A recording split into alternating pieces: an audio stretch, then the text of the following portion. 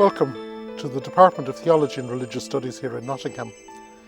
With me is a colleague, Dr. Conor Cunningham, and he is an expert on modern atheism, and he's going to try and address the question of why the study of atheism is important within theology.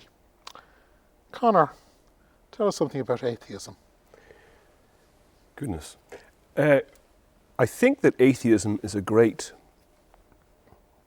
litmus test for religious people, in the sense that it challenges us to rethink religion in a manner which is more intelligent, more creative, more imaginative, and so forth. But at the same time, and this can be put very, very briefly, if atheism is true, there are no atheists. Now, what does that mean? It's because if atheism is true, there are no people. If atheism is true, it's simply materialism. If materialism is true, there is no ethics, free will, people. It's so counterintuitive. The world is post-apocalyptic. It's like Mad Max time. The whole world has changed. Nietzsche knew this.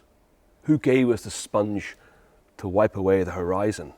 Whilst a Dawkins or a Dennett or a Harris or a Hitchens think that atheism is a lifestyle choice, a Pilates, an Everton or a Liverpool, a Red Sox or a White Sox.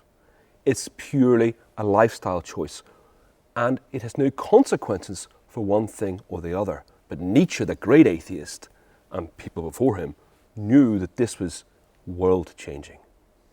If atheism is true, there are no atheists. If atheism is true, I would argue there's no science. If atheism is true, there is no ethics. There's no beauty, truth, goodness. In fact, if atheism is true, the Holocaust is impossible. Because why? You need people to have killed people with an intentionality, for bad reasons, obviously. And we look at it and think, goodness, that's just dreadful. That's just dreadful. That's evil. That's evil, which undoubtedly was. A dreadful tragedy and evil. But that requires meaning, ethics, people, truth, all these things. But if we are merely dust, if we are merely matter, why can you adjudicate or judge between matter thus and a matter so? Whether colloquially or parochially, we call that rape, genocide, a cathedral, a funeral, a birth, or whatever. If atheism is true, there are no atheists. It's the greatest anti-scientific theory ever. Because, as you're arguing, if there isn't an origin and a purpose between the Mona Lisa and just mud on the street, it's all just colour arranged. It's just configuration with no form. Yeah, just like the wind. Sometimes on a beach, the wind blows and you see, the tide comes in, tide comes out, and the sand is arranged differently. But you don't want to call that the Holocaust and that the Mona Lisa and that, goodness. There's nothing. So, why then how then can you maintain an atheist? If I'm an atheist, how do I maintain an atheist position? I may actually believe that I know. Where has my thinking gone wrong? Well, I think it's the fault of religious people, because religious people have put forward religion as an option rather than a cosmological principle. So it goes, do you support this team or that team? When rather it's football itself. It's not which team you support, it's the pitch, the ball, the players, the laws of gravity, and everything. And the very fact that one would get out of bed to go and play football, and the very fact that one would get out of bed to go and watch football, that's all involves telos, purpose. It also involves beauty. What did Pele call football? The beautiful game. Yeah, so it's physical, but it involves beauty, involves purpose, involves minds. So in a way, but religious people have said, do you believe in Jesus? Do you believe in God? And you go, yes or no. But the yes and the no collapse. So atheism is actually nihilism. There is no atheism. And it may be correct. Nihilism might be correct. But it's truly nihilism.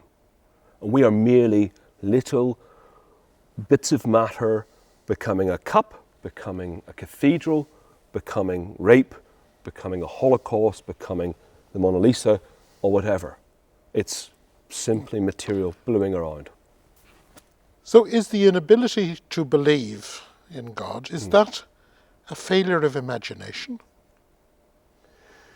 Well, In other words, you can't imagine the universe with purpose, with order, with beauty? Well, it's a failure of imagination. I think religious people tend to be more guilty of a failure of imagination, but we'll get to that. There's no imagination there, because your brain, what do we call it? Grey matter. Grey matter. It's like your toenails. You clip your toenails, you have an operation in your brain. Who cares which brain it is? Line up all the brains. That's Susan's, that's Trevor's, that's Shakespeare's, that's Aquinas's, that's Hitler's. Just grey matter. Grey matter. And that matter may have painted the Mona Lisa, it may have committed atrocity. But what's the dividing line? How do you look at one rather than the other? To what are you appealing? What are you employing to notice it and also then to evaluate it? It's impossible if you're an atheist, because atheism is materialism and materialism is nihilism. It's nothingness. One of the paradoxes of the atheist is that the atheist knows what God is and then says there is not. Can you explore that paradox? I can indeed, and that's religion's fault. Because religion puts forward God as an object, in a sense. Does the unicorn exist or not? Does God exist or not? Does Liverpool or Manchester United exist or not? So you can say yes or no. Yeah? But what the fathers and the doctors of the church argue was that it's not that God isn't something you add to a menu, whether you have that espresso at the end or not, but rather God is existence itself. Nothing exists without God. God is not something within existence. So when you say this, you're thinking of something like John of the Cross says, God is nothing. God Absolutely. is no thing. He's no thing at all, because he is everything. And not in a pantheistic way, where God is simply everything, but in the sense that it's the very possibility of there being anything at all. Anything at all. I mean, to notice a car crash, to believe in a car, and this is absolutely demonstrable, to believe in a car crash, you have to believe in God. Because it's simply matter, you notice a limp, someone has a limp, and don't you think, I'd rather they didn't. Yeah, a limp. And you see a dent in a car and you think, oh, I'd rather the dent wasn't there. And you see a car crash and you think, oh my goodness. But it's all matter, just configured thus, configured so. You can't divide it up into meaningful, parse it, divide it, articulate it in meaningful terms without appealing to something which cannot be material. But yet at the same time, and here's the paradox, so without appealing to truth, goodness and beauty, and therefore to God, you can't have a car crash, because you can't say, oh, it was tragic. That was tragic. You can't even notice it. But it's not about a dualism between material and here's all the angels who are flapping over here. Rather, the supernatural grace is the very possibility of nature. It's the possibility of a giraffe. It's the possibility of nutrients. It's the possibility of sex. It's the possibility of life. It's not about life after death. You hear this rubbish all the time. Is there life after death? And students get together in the first week of of university and go, after the pub when they have their Nescafe conversation, and go, do you believe in life after death? I don't want to swear, but that's absolute pants. Absolute pants. The point is there life before death?